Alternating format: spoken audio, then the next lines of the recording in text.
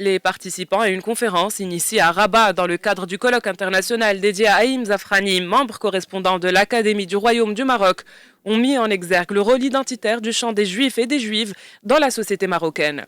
À cette occasion, les panélistes ont été unanimes à relever que les traditions juives et musulmanes maghrébines sont porteuses d'un grand nombre de similitudes qui se mêlent pas seulement dans les traditions orales, mais également dans les textes fondamentaux d'importance religieuse, avec des éléments de parallélisme structurel.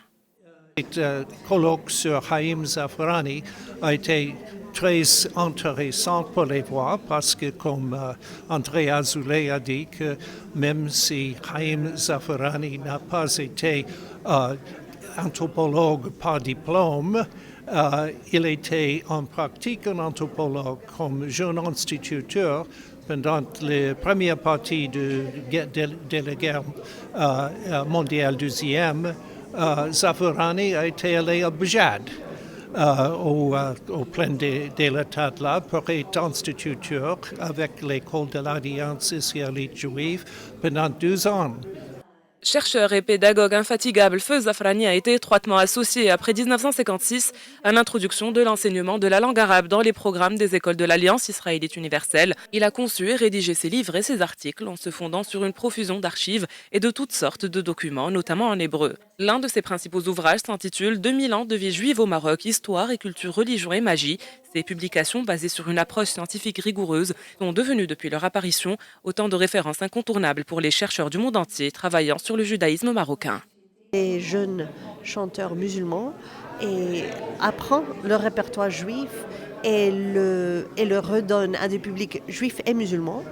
Mais ça m'intéresse de voir pourquoi est-ce qu'on commence à avoir de plus en plus de chanteurs musulmans qui chantent un répertoire soi-disant juif. Et c'est quoi ce répertoire?